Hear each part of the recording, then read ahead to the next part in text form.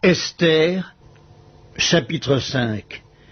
Le 3e jour, Esther mit ses vêtements royaux et se présenta dans la cour intérieure de la maison du roi, devant la maison du roi. Le roi était assis sur son trône royal dans la maison royale, en face de l'entrée de la maison. Lorsque le roi vit la reine Esther debout dans la cour, elle trouva grâce à ses yeux. Et le roi tendit à Esther le sceptre d'or qu'il tenait à la main. Esther s'approcha et toucha le bout du sceptre. Le roi lui dit, « Qu'as-tu, reine Esther, et que demandes-tu? Quand ce serait la moitié du royaume, elle te serait donnée. » Esther répondit, « Si le roi le trouve bon, que le roi vienne aujourd'hui avec Haman au festin que je lui ai préparé. » Et le roi dit, « Allez tout de suite chercher Haman comme le désire Esther. » Le roi se rendit avec Haman au festin qu'avait préparé Esther. Et pendant qu'on buvait le vin, le roi dit à Esther, « Quelle est ta demande? Elle te sera accordée. Que désires-tu? Quand ce serait la moitié du royaume, tu l'obtiendras. » Esther répondit, « Voici ce que je demande et ce que je désire.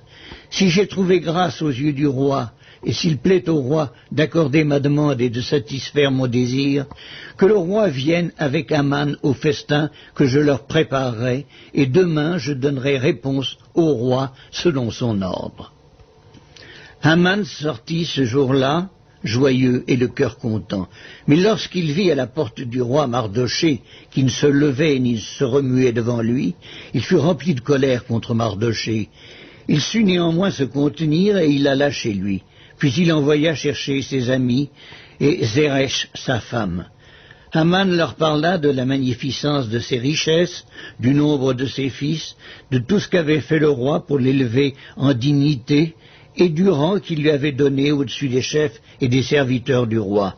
Et il ajouta, « Je suis même le seul que la reine Esther ait admis avec le roi au festin qu'elle a fait, et je suis encore invité pour demain chez elle avec le roi.